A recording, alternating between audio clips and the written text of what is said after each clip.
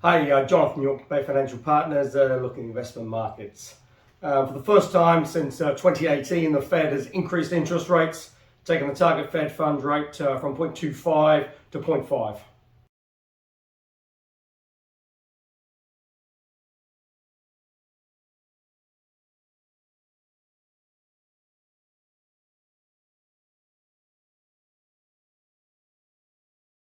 Well, they also indicated potentially there's a further 6 hikes this year.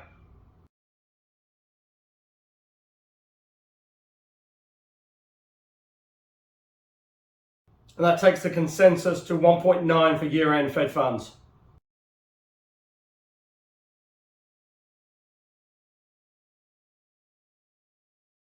Also indicated potentially there's a further 3 rate hikes in 2023.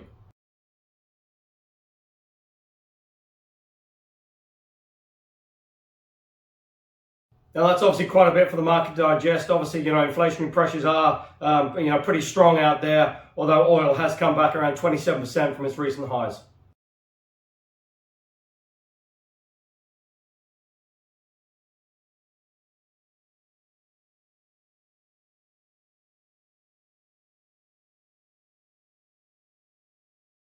But now it's just going to be very interesting going forward, because certainly the latest wholesale price index was a little bit lower than expected. And, certainly on the yearly figures going forward now, from around sort of April, May going forward, those sort of bigger numbers are going to start to drop out of the index.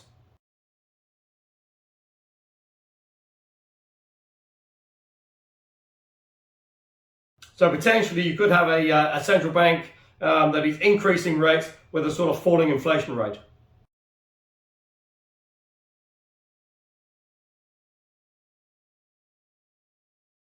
And obviously this doesn't take account of the potential implications, the impact of the Ukraine conflict as well.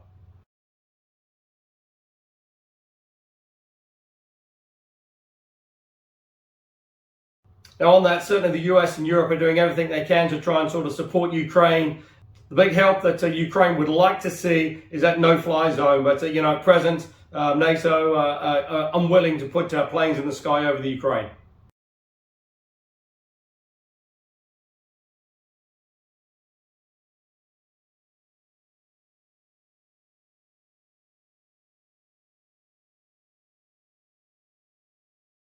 And the Russians, for their part, keep on saying that they're willing to talk and peace talks are still ongoing. But then overnight, the Russians bombed a theater that was housing evacuees and potentially around sort of 500-600 people.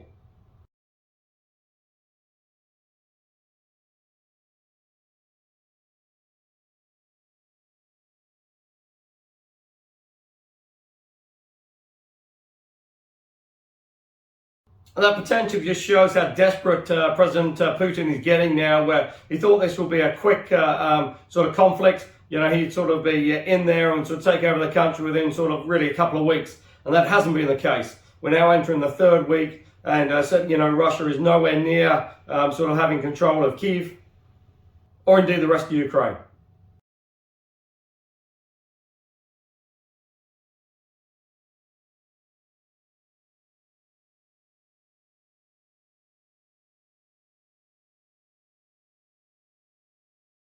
Certainly isolated pockets it does have control of, but that's really just been a case of sort of mass destruction, has really just leveled it to the ground and just moved forward.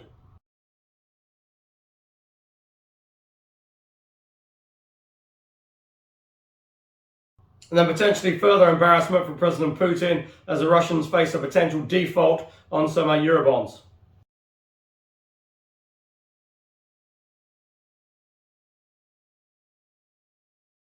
Indeed, with the current sanctions, potentially the Russian economy could be set back maybe sort of 20 to 30 years.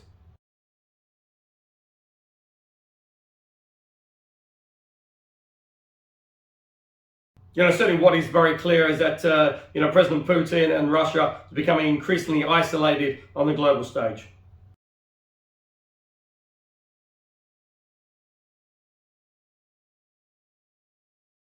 And all the time, sort of China just sitting on the sidelines. So it really was quite interesting that Chinese officials and US officials met in Rome. And, it's going to be very interesting to see how that sort of plays out.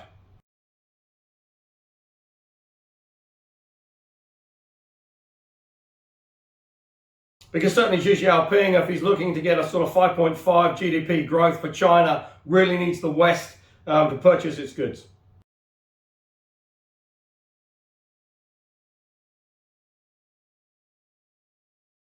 Now, I sort of mentioned oil's well off its highs at around 27% off its highs, and that's going to certainly help reduce a little bit of the inflationary pressures.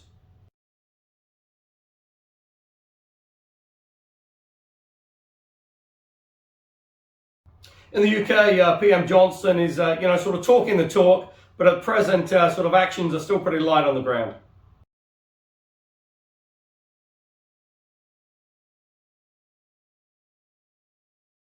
Certainly in the EU, actions again pretty strong, sending a lot of aid to Ukraine, but again, will not put certainly troops on the ground in Ukraine or indeed planes in the air over Ukraine.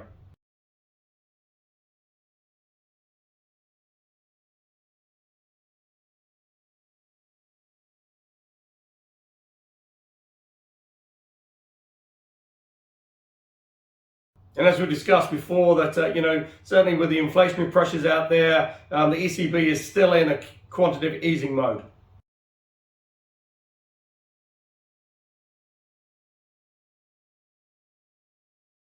Now in Australia, the big clear up from the recent floods continues, and it's really going to be quite interesting to see how that sort of plays out, because potentially it's sort of $2.5 to $3 billion in sort of cleanup costs.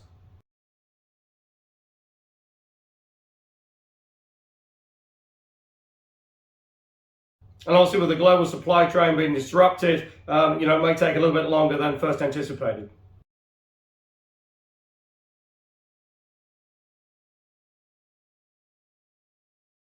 But then on the positive side, certainly with the borders opening, and also as well, Australia has now opened up to cruise ships as well.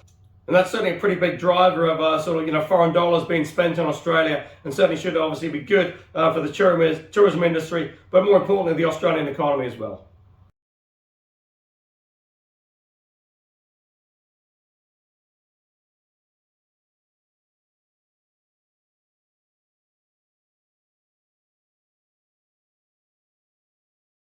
Now here in New Zealand, the government has sort of faced increased pressure about the borders that have now come out and sort of announced that there will be a bringing forward of those opening dates. And they've brought forward those opening dates for the 11th of April. Vaccinated Australians will be able to come into New Zealand.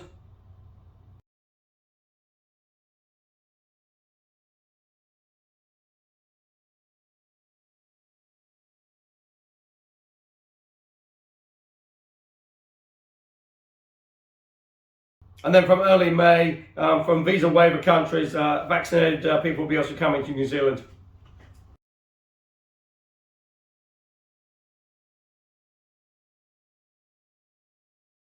Now that's certainly obviously a major boost for the tourism industry, and they will be hoping that that will start to bring tourism back.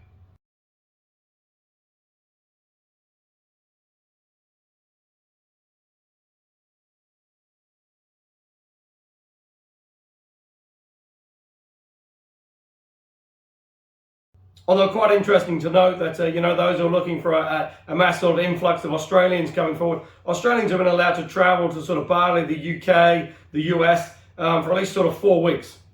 And with it being another sort of couple of weeks now before they come into New Zealand, potentially that might not see the inflow that the government was hoping for.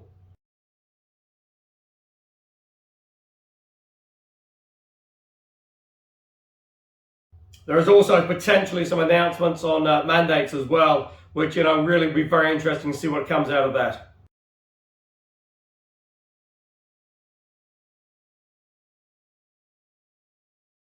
And all this is on the back of the again pressure mounting on sort of rising fuel costs, where they cut the excise duty by 25 cents.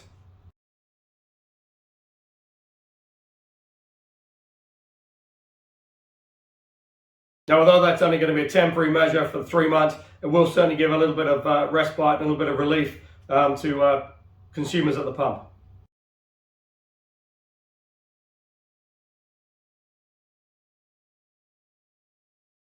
And that's certainly needed because certainly consumer confidence looks like it is starting to just sort of turn now and sort of wane because house prices are starting to fall a little bit. Certainly in Auckland, they've been sort of falling really for the last sort of couple of months, and that's starting to spread down the country now.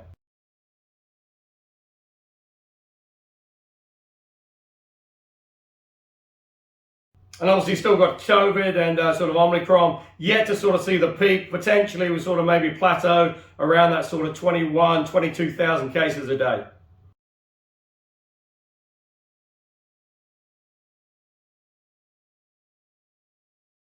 But the issue is hospitalizations are still rising, and we're getting very close to 1,000 cases in the hospital now.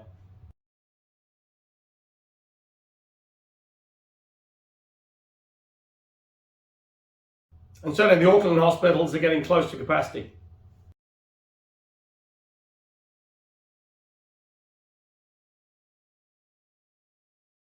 Which then obviously has a knock-on effect for the rest of the health service.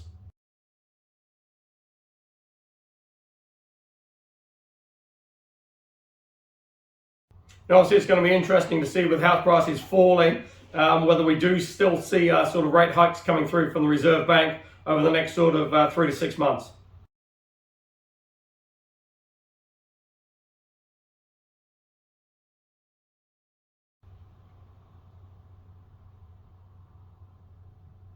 Because certainly inflationary pressures are out there, but as we sort of discussed, with oil prices falling, potentially that will obviously have a big knock-on effect as well, sort of transportation costs, etc. It'll just be very interesting to see those inflationary numbers over the next 3 to 6 months.